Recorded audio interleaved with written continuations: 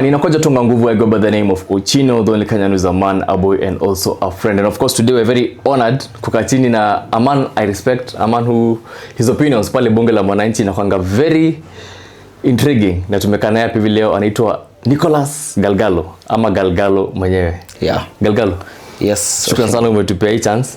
Tulikupigia na short notice lakini ukasema acha tukae. Shukrani pia. Tuongee mambo moja mbele tujadiliane 1-2. Yes. Yeah. Sasa I'm sure kuna watu wenye kuona kwa channel yetu tukikupost pale Bunge La Mwananchi na labda wakujui kisiasa background. Maybe unaweza waambia kidogo before tuanze. Okay, so my name's Nicholas Galgalo. Mimi ni commentator wa siasa. Sana sana napatikana pale Bunge La Mwananchi, Jivanji, from Monday to Friday. From 5 p.m. to 7 p.m. Hapo ndio tunafanya siasa zetu yenye tunakuwa educate watu kuhusu mambo za siasa the way it is, and it's important that the young people nowadays wanataka kuji-involve na politics and the leadership of our country, and that tells you we have a great future as a country. Yeah. And maybe kuna watu saizi juzi wameona ati kuna elections Bunge La Mwananchi, mnataka kuchagua new commission new commissioners kama IBC. Na watu wengi wanauliza kwani hii Bunge La Mwananchi ni kitu serious hivi, because I think a lot of people think ni content creation ya TikTok. Maybe unaweza guzia kidogo tu and then sasa tuingie. Okay, Bunge La Mwananchi has been there for almost 30 years. Sisi wa kwanza kuwa hapo. It is an arm of us group. Then again, we have a group of people with different interests. We have different formations, people who are supporting the government and the people who are not supporting the government. Then we have people who are neutral, people who are on the Chesterton's fence, wenye tu kazi yao ni kukaa hapo wakianalyze the way it is. And we normally do elections because any group without leadership ain't anywhere. So we ensure that we have a structure and we have leaders who are leading us and giving us directions so that we can ensure that our group or that Bunge La Mwananchi can be having a formidable structure in which we can use to channel our issues sometimes to the government or to activists, because also there we have activists. So we normally do elections. For the last 2 weeks we tulivunja ile IBC, the former IBC that we had. So currently tulikuwa tuna lobby kutafuta a new IBC. So juzi kumekuwa na shida kidogo, watu wamepigana hapo, but it's normal in politics, si kupigana ile sana, kimdomo tu. And maybe some tussles kidogo and wrangles kidogo hapo, push and pull, and that's normal in politics. And lazima to endure the way it is. Sasa, but yesterday we had a new IBC. Juzi tulikuwa na ingine, jana watu wakachagua ingine yenye tunawapea around in the next 2 weeks. Now watatupea what they want, so that the presidential candidates wanaweza lipa a few amount of money. Then we have the national coordinator, deputy president, secretary general and a speaker. So hapo ndio tuko. So in the next 2 weeks or a month tutakuwa na new leadership. So tunaomba tu Mungu kuwa everything siende vizuri so that we can have a new leadership. Na hii leadership of Bunge La Mwananchi, it's not like the rest. You know, this ones is actually the last leadership so that we could go to the next elections. So the government has got a lot of interest in that. So the opposition pia wako na a lot of interest. So every political leader wame exert their interest there. So itakuwa shida. Okay, so ni ile ya saizi kwenye mifika ni politics is a contact. It's politics. So the national politics that we had now has been trivialized or dwindled down to Bunge La Mwananchi. It will be great and nice. So inamaanisha it's very crucial saizi kwenye mifika. Very crucial to the government, very crucial to the opposition. But I like the fact that inakuanga guided. So either way, personally na feel hata ikichukuliwa the presidency ikichukuliwa na serikali ama opposition, personally though I feel it's still the same. If you have debaters wenye watetete serikali feel about in the same. Sisi watu wa serikali we are there. Naona kwa imeandikwa Galgalo 2 term. Yes. Galgalo 2 term. Watu wanaweza ona ni hivyo. So let's get into it. Even if unasema 2 terms, some people are questioning if something like free basic education yenye lingishwa na Mwai Kibaki venye lingia kwa serikali is first time in 2002. Wana feel size ni kama inaanza kukua jeopardized in a way, because CS Mbadi juzi akiwa alitoa parliament akakuja akakama out to say that there's capitation yenye ilifaa ikue ni kama hawata meet that expected capitation, kumaanisha the mwananchi mzazi atarudi kwa mfuko tena kutoa pesa yake kuweza ku meet that capitation. Na ni kitu yenyewe mwenyewe hakuwa prepared that itakuja kufanyika. Do you think it is a thing of the government underestimating their budget, or is it something that imecome out too fast na hawezi itackle? Na mbona usichukue maybe something like a loan kuweza a loan from outside kuweza ku bridge that gap? You see, Ochino, a budget is just like a wish list. Ile ukiwa kwa nyumba yako, at the end of the month when you get something, you plan. So that is a budget. Kwa sukari ndanunua na hii. So the government pia inatengenezanga a wish list. So hiyo wish list, I'm sure maybe if you have a partner utamwambia hii ndio nataka, hii haitawezekana. So what happened, Mbadi, I think Kenyans, they over understood, or maybe they understood what Mbadi was trying to say. So basically, so that we can understand this issue of education well, let me go back to the education history so that we can pick from where Kibaki started to where we are now and why we are where we are. Yeah. So you see, in 2003, Kibaki introduced CDF. So when he introduced CDF, it was meant for free primary education. But when he introduced free primary education, the impact was that it made so many people to come to school. But after introducing that free primary education, Kibaki did not plan how the number of, he didn't consider that the number of students will increase, and that increment in number of students will call for increase in number of teachers, increase in number of classrooms. All right? Yeah. 2008 tukafika, we had Grand Coalition government. Kibaki and Raila Odinga, they introduced subsidized secondary education. I'm sure, where's ulilipa fees high school? Have you ever heard of free secondary education? Tulilipa. Yeah. So there is no free secondary education. So it's important that we go and recognize that. Then number two, you see 2008 again, working later hiyo subsidized secondary education, capitation per student was 10,625. All right? So ikabaki hapo until around 2015 there, Uhuru akawa increased to around 12,800 capitation per student. All right? Now the reason Uhuru was doing such, it was just because of the political tensions that ilikuwa at that time, na pia he was considering his re-election for 2017. So in 2015 akaongeza to 12,800. All right? So immediately after 2017 elections, we had Uhuru, because of the legacy pia alikuwa anataka kuacha maybe 2020, ilikuwa around 2018. Because of the legacy akaongeza to 22,240, but on paper and on policy. But actually the amount, the capitation that was arriving to principals at school ilikuwa around 17k per student. All right? So there has never been any capitation yenye imefika shule of 22k. It has been 17k. So Mbadi akaenda pale parliament, so inform the MPs that it is not possible for us to give 22 because we have never even given that 22. It has been there on paper and on policy, but the pragmatic issue has never been implemented. So even ndio alikuwa anajaribu communicate. Then you see education tena, Uhuru Muigai Kenyatta, former president, introduced CBCs yenye inaitwa sai CBE, continuous sijui what education. So we have CBE now. CBE iliongeza hii category ya education inaitwa senior secondary education. So you see, this senior secondary education inahitaji increment in number of classes na increment in number of teachers. Then again inahitaji upgrade of the skills of our teachers. Right? So Uhuru just introduced that model, but he didn't mind upgrading the skills of our teachers, building more classrooms, building more laboratories. Unaona?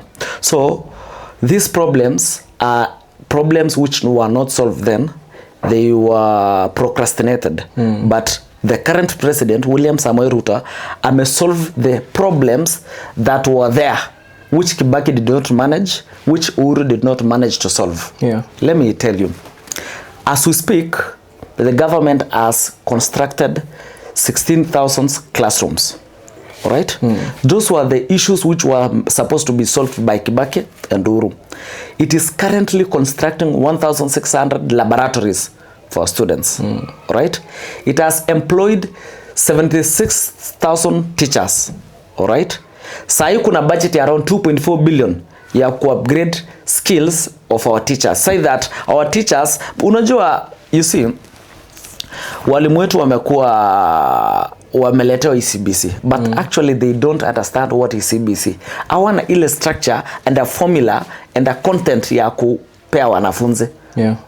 So, but the president now akona some resources, allocate some money so that he can sharpen the skills of our teachers. And I think it is good for some time we congratulate where something has been done. And now unaona walimu wamefanywa an increment of in their salaries. Hii maneno za CBA imekuwa ikisigned left, right and center. Tuko na so many papers zenye ziko Ministry of Education. Yeah. Each and every Minister of Education has been signing CBA, zile collective bargaining agreements, with so many presidents, with so many cabinet secretaries of education and ministers, but no one has ever implemented. So it's only William Samoei Ruto who has implemented. So currently, basic salary ya walimu imeongezwa from 16% to 29.4%. Hiyo ni basic salary. Na zile allowances zingine imefanywa some agreement, some adjustment. Then commuter allowance hata imeongezwa from 46 shillings to around 83 shillings per kilometer. So those are just some of the things ambazo zimefanyika in education sector. But the kitu ile iko with this education issue yenye iko sai ni kuwa it is good for the country to understand that hii maneno za 22k capitation, it has never been there. It was 17k, but 22k was on paper and on policy, but it has never been implemented. Yeah. But don't you think that maybe Kenya reacted the way they reacted to Mbadi's announcements because it happened during the same time that ODM on the other side had their own wrangles? It's like they're not showing 100% commitment in the UDA-ODM memorandum of understanding, which they call now the broad-based government, because such a thing is called when people look at it, they'll say it's political stability or political goodwill from ODM, because they joined government, and people who formed the government, the likes of the former DP Rigathi Gachagua, Lintoris, the Babu na Mwambas, wako nje serikali. Yes, Babu na Mwamba, you can say yeye bado kuna na serikali because he has a role in it. Sasa imetolewa kabisa. But the thing of political goodwill in Kenya, do you think that is the most undoing to President William Ruto's government? Because on paper, you'll say that yes, walimu wameongezwa mshahara, polisi pia unaweza sema pia waliongezwa mshahara. You can say yes, wameongeza the amount yenye allocated to roads. But don't you think the biggest undoing for William Ruto's government is that political goodwill inakuwa lost along the way as it goes? You see, Ochino, Mbadi, watu walikuwa nasema when he's called expert CS, people thought it's a joke, but actually I think he's the best cabinet secretary of treasury. All right? There is a political goodwill on the side of that person by the name CS Mbadi, because you see there is no cabinet secretary of treasury that has never come up and informed the Kenyans that the problem that we have in the Ministry of Education has been because of the former regimes or the allocations that were promised but not implemented. So for me, I think it's a good political goodwill on the side of ODM. Mimi, I don't have any doubt about that. Then on the issue of education, before Najwa tutatoka hapo side, there is this issue of schools. Wanasema we have 129 schools. Some in Baringo, some in Kakamega, Taita Taveta, just across the country. But you have to ask yourself, why has it been known when the president, William Ruto, is the president? Why was it known when Kibaki was there, when Uhuru was there? And yet these schools have been receiving capitation. It has teachers, committees, and students. For the last 23 years, they have been there. But you see, when William Ruto has come, you see kuna huyu CS alikuwa anaitwa Ezekiel Machogu. In fact yeye ndiye alitoa hizo issue but pia haikusikika vizuri. But for the last 1 month then now tumekuja kurealize kwa there have been fake schools. That tells you the government agencies currently that we have are doing a good job. Mbona hii kujulikana time ya Uhuru, hii kujulikana time ya Kibaki. So that tells you there is something good happening in our investigation sector. Yeah. Sasa moving on, sasa tuende kwa broad based government. Yes. Tuingie sasa tuongelee because that's where most Kenyans tuko interested sana. Yeah. Tumekuja kuona juzi last week Sifuna came out boldly Citizen TV interview na Edwin Okwara akasema he doesn't believe that the UDA and ODM merger is doing what it was meant to do. In short, he was saying inaenda against the MOU. And for him, he said if it's going against the MOU, then they have no business being in the broad-based government. And on the other hand, people will say that when that agreement ilikuwa inafanyika, it was at a time when the government was almost, let me not say topple, but the government was almost at a point where it had to do some certain changes for it to stabilize. So now that wamekuja wamefanya the merger, do you think the success of this will be implementing the Kenya Kwanza manifesto to the fullest for ili waweze kupata a second term, or will the success of this be implementing the MOU agreement that walikuwa nayo when they were forming the broad-based government? Okay, you see, 2 weeks ago I spoke about this issue of Sifuna, why he's throwing tantrums and acting the way he's acting. But you see, is he playing the position that he's supposed to play? He's playing the structure, defense or mid the way Raila Odinga has instructed him. You see, let's go back to the formation of broad-based government. Immediately after the postulation of the broad-based government, we had different reactions from people. We had people who supported them. Like the people of Nyanza had full support with the broad-based government. We had people who are on the fence, on the gray side of politics, most likely the people from Coast. Then we had some people who opposed it, who actually objected it, and the people from Western, they wali oppose kidogo. So as a politician, I think Raila Odinga is a smart politician. Yeah, I look from a different political inclination, and I believe that what Raila did was just to ensure that he balances all these people, the people from Coast, Nyanza and Western. So what he did, he arranged his boys very well and girls very well. So he informed somebody like Sifuna, somebody like Junet. So Junet and Peter Kaluma ensure you support broad-based government fully, so that you can satisfy the expectations of the people from Nyanza, right? Yeah. He talked to somebody like Joe and akasema sasa mimi na Joe tutakaa hapa katikati, so that we can ensure the people from Coast are happy.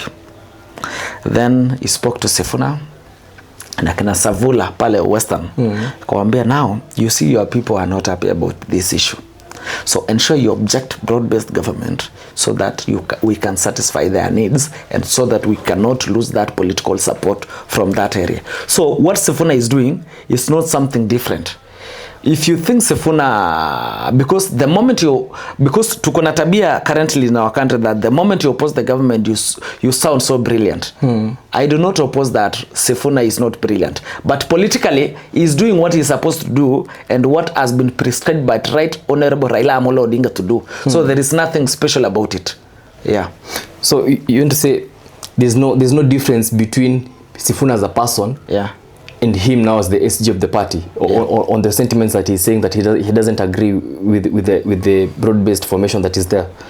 You see, Sifuna, nimekuambia Sifuna anajaribu kufurahisha Mluya mwenye ako pale Western, mwenye ana object the broad-based government. So anacheza ile namba yenye Raila Odinga amemprescribe acheze, so to ensure that he balances his political neutrality and to ensure that there is that good ambience in the political temperaments of our country and the perception of the people towards ODM.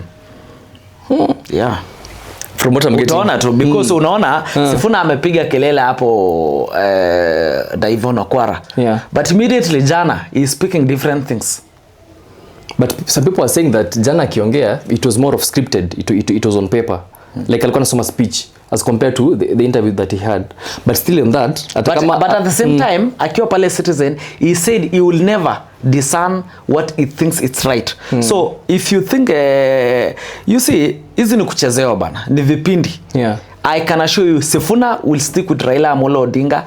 Raila aseme, if Raila Amolo Odinga will support Ruto 2027, Sifuna will be there.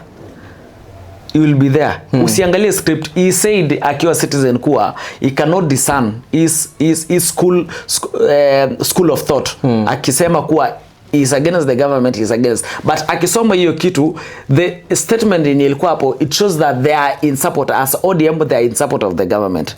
But I expected him, if he doesn't support the government, siku expect yeye asome hiyo nini. Hiyo script yenye alipewa. So meaning, if at all that is true, then Yeah. do you believe going into 2027, do you believe this is a broad-based government? Do you believe that formation is the one that will be fully behind President William Ruto, or are you seeing a situation whereby another political party will come into the picture and ODM will be kicked out, or can the broad-based government, is it really strong to win 2027, or do they need to accommodate other political parties? The reality is there has never been any presidential party. Or there has never been any political party that has won an election and goes to a repeat election with the same political party. Always there must be a coalition. So for me, I foresee a coalition between ODM and UDA. Something. William Ruto will not run with UDA. The reason is this. You know, currently we have 139 MPs who are UDA. From Mount Kenya, we have around 60 something. So that tells you we have a balance of 70 from other regions.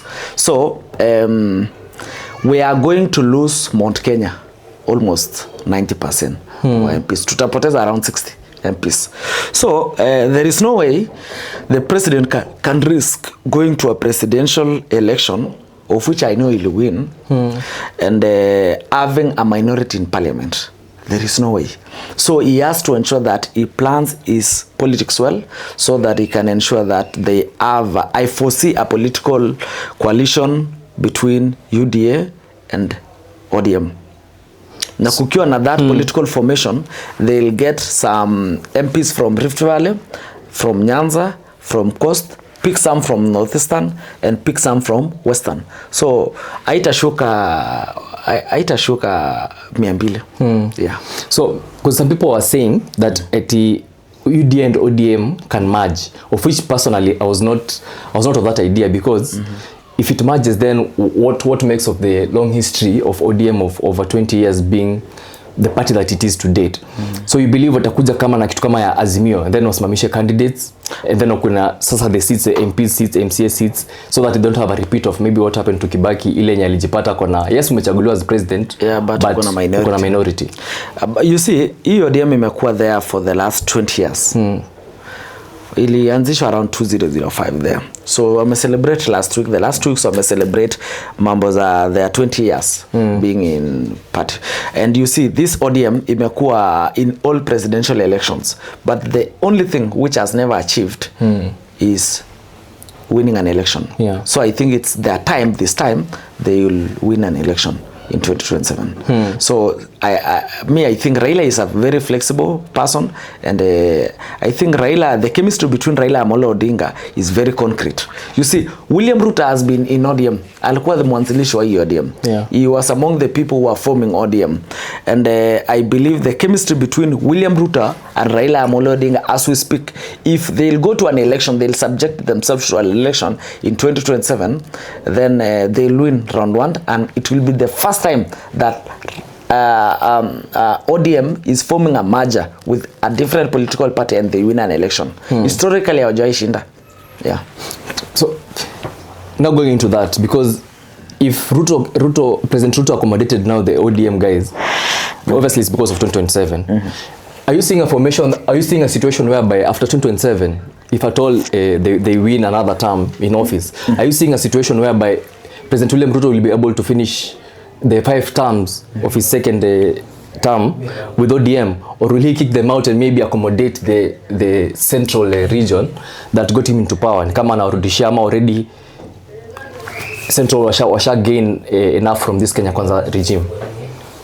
Anything is possible in politics, but you see there is that political stability that you need. So you need to control the politics of Nairobi as a president. You need ODM. Hata ulisikiza Sifuna, I think it was a negative statement to me, but it had a different connotation. Yani ukielewa in a different way, you will understand. He told Yvonne, what is ODM without maandamano? So in short, alisema negative side alimaanisha kuwa ODM is not because of maandamano. And because the problems that it's crippling our government now is because of maandamanos. So that tells you the moment you have ODM in your side, then you can be able to stabilize the politics of our country very well. So I do not think William Ruto will do that game of moving away from ODM anytime from now. Yeah. But the reason as to nimekuuliza hivyo, it's because they usually say that when you weaken your enemy, you put your enemies close, and then now ukikaribia at a point that you don't need them, you weaken them. So post 2027, if at all ODM will still be in UDA, for me personally, I feel that will be a risk to the succession politics as 2032 to William Ruto, because I don't believe William Ruto will want a successor from ODM sasa ikuja 2032 to his 10 years term. Na pia, do you believe he can now say venye Uhuru alisema yangu 10 yako 10? Do you believe it will be up to now William Ruto to be a kingmaker now when it comes to 2032, or will he now leave it open to whichever side itakuwa strong at that time? You see, after 2027, William Ruto historically has never betrayed anyone politically. Hajawai betray anyone unless kama kuna mtu namjua. All his friends wenye wamewasaidia anaensure kuwa amewasaidia. So immediately after 2027 elections, there has been this issue of saying the only constant thing in his politics is betrayal. Most of the people have been betrayed. So when William Ruto wins an election in 2022, in 2027, he will have nothing to lose.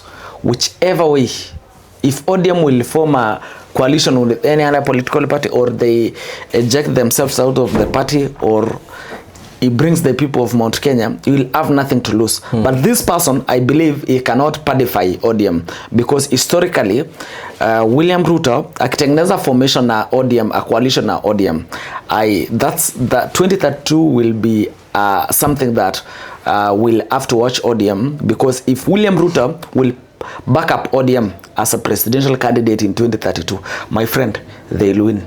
Yeah. So as a supporter of William Ruto now, finally tukimaliza, and then we go to the NACADA issue that has caused a lot of jitters in the country. As a supporter of William Ruto, there are some people who are saying that his tactics, so as a president, anatumia tactic ya a lot of the previous presidents ya the second term.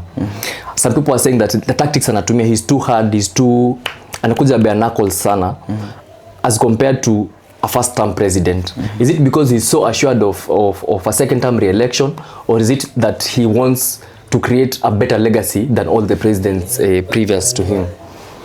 Okay, William Ruto, most of the people are saying he's a very strict politician.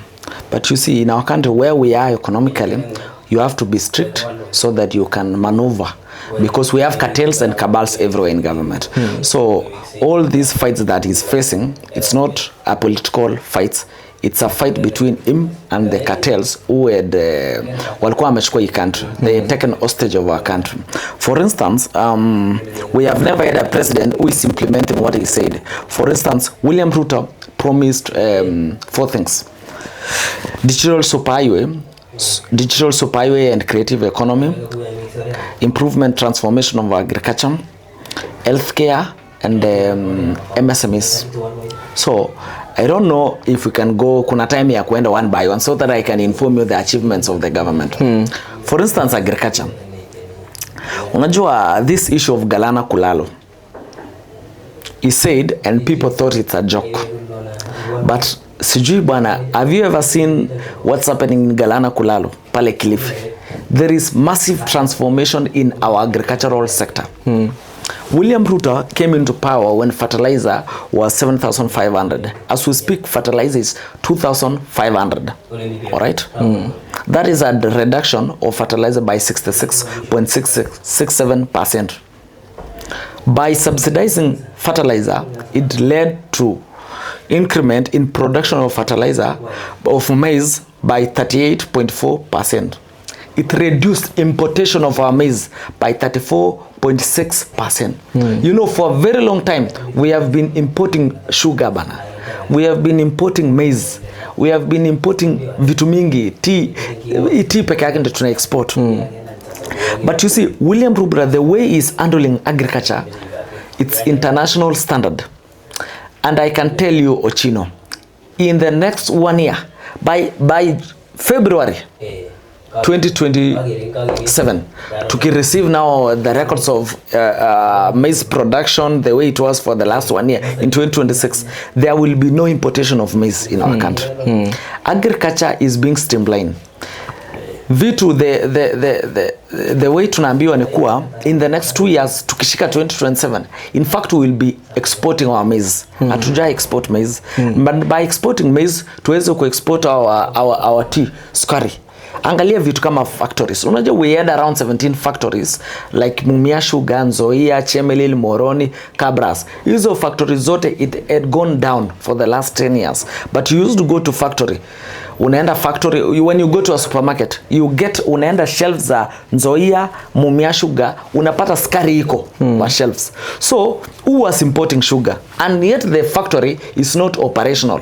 So that tells you we had cartels who are importing our sugar, then they repackage na wanauzia supermarkets. So William Samoei Ruto has just tightened those hizo loopholes. Twende maneno za hizo sukari pale Western Kenya, watu wajawahi receive ile pesa ambazo zenye unapata after selling bonus ya sukari, but for the first time watu wa Nzoia wali receive bonus. Next year for the first time tunaenda watu wa Mumias wanaenda ku receive, na the rest of the factory wanaenda ku receive their bonuses. So my friend, 20 years ama the last 63 years since tupate independence, everywhere in our news tumekuwa tukiona the people of Turkana wakipewa chakula na World Food Program. But bana, for the first time, sijui kama umeona wakipeana chakula pale Turkana ama Laisamis in Samburu, pale uko Elwak in Mandera ama Moyale, hakuna. So that tells you hizi maneno za chakula zimekuwa sorted out 100%. So hizo ni agriculture. William Ruto alipromise ku streamline healthcare. Akasema ata introduce something yenye itatusaidia. SHA, sijui kama umesikia anyone anasema kuna challenge na SHA. Kulikuwa na challenge, systemic challenges, of which, you know, when you are doing some changes in anything, there must be that loopholes ama hizo adults ambazo watu wana feel there is fear of a non change in system. But since now to catch up na the way SHA is working currently, bana, SHA is working 100%, and it's something which is good in our healthcare system. Okay. Yeah. I was just maybe interjecting and saying, when you say, yes, the president has done a lot of things. Even the coffee, the amount of coffee that people are getting through the coffee charity fund is the highest ever since Kenya's independence. Saizi. Yeah. But now the common mwananchi afikiwe na this information. Do you think it's because the way the government is communicating to its citizens is more of administrative rather than awenye ineko kwa lugha ya mwananchi? If at all, that's a personal opinion yenye nimeona. If at all the government could go back to the same communication, the same way that they used during campaign ya kuongea na hustlers, common mwananchi, watumie lugha ya mwananchi wa kawaida to communicate its successes that they are doing. I think that one can be a way yenye the common mwananchi ule wa chini ataweza kujionea mwenyewe rather than kuambiwa na their political godfathers that the government is not working, SHA is not working. Do you believe the government has lost the information war? You see, out of 100% of our population, 90% have got no interest to know what's happening in our country. 1% are the cabals and cartels when you take hostage of our country. Then we add the remaining 9%. we have from the 9% we have 5% who are informed like me and you. When tunajua what's happening, we know the adjustment that's happening, but we are not, when we try to communicate, we have the remaining 4% who are protecting the 1%. Umeelewa hiyo the way I'm telling you? So a majority, okay, wacha nianze. So meaning a majority haitaki the majority hawataki kujua what's happening. Kazi yao tu ni kuensure mafuta iko sawa. Pale ushago bana, mtu anapata maziwa, mboga, maize, yeah, struggle. So those people hawataki kujua na stories are measurable metrics of our economy. But we have the 4%, 5% wenye we ukiona a loophole in the government. Alright? Ukiangalia the issue of corruption, you can speak about it. 90% hataki kujua. But we have the 4% who are within the corridors of power, who are protecting politicians. Wenye kazi yao ni protect the 1%. 5% tunajua but hatutaki kusema. So majority of our people in Kenya, 90% hawataki kujua hizi vitu zenye inaendelea. So the right way to know that, for these people to consume this information and to know the government is doing something, what do you have to use?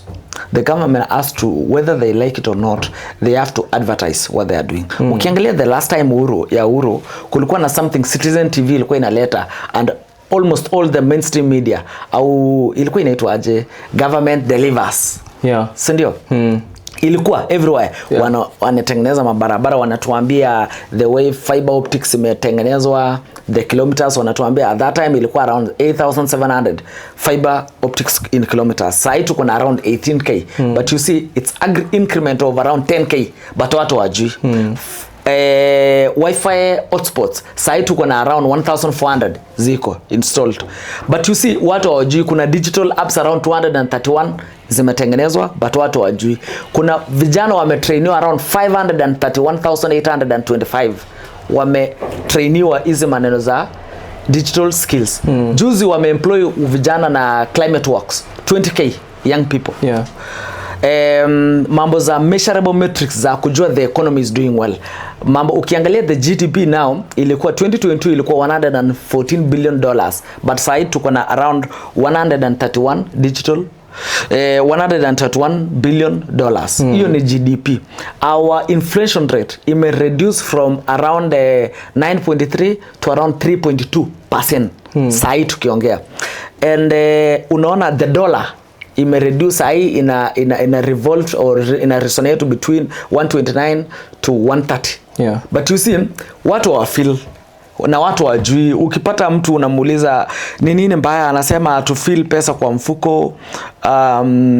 You see, and the government I think iko na hiyo shida tu ya the people to know what's happening. But you see UHURU alikuwa anaonyeshana in digital, in TV mainstream medias, televisions, everywhere, what is happening. But this government will drop. But you see, an amount of money was used to ensure that what is happening in our country inaonyeshwa. But William Ruto and ajaleta hiyo kitu. Yeah. So that tells you he's not paying mainstream medias to advertise what he has done. But you see, as a politician, you must know the timing of doing your issues.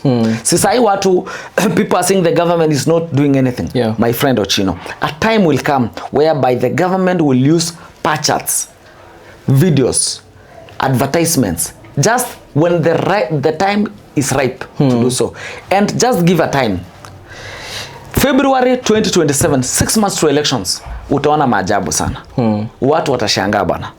Hizo barabara, the infrastructure, hiyo barabara ya Mandera yenye watu walikuwa na love about it. Yeah. 749 kilometers of road. Watu walikuwa wanafikiria ni uongo. But it's something which is happening. A time will come that the government will showcase what it has done, na itakuwa aibu sana on the people who are against the government. Ngoja tuone. So that affirms for you why you believe Ruto is doing. I believe because I know what's happening. But you see, communicating with the people imekuwa na shida.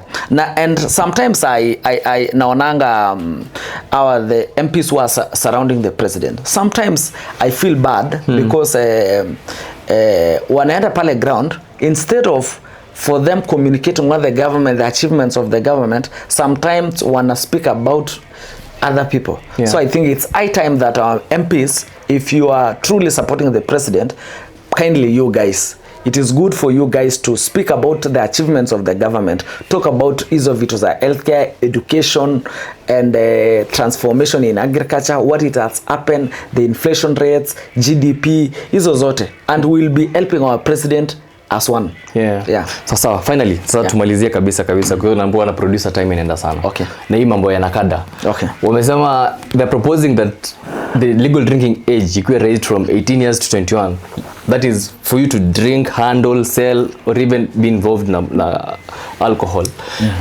Considering that the Kenyan population, a majority ni watu wenye yes, they involve ama their livelihood, their lifestyle is revolved around alcohol consumption.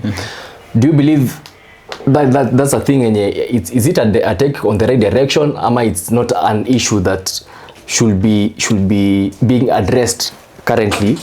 Now the government is focusing on the wrong things at a wrong time. You see, anything against drug abuse and substance use, it's something that I support 100%. But you see, the problem with our country is that we like using media to advertise or to say the expectations that we are supposed to do.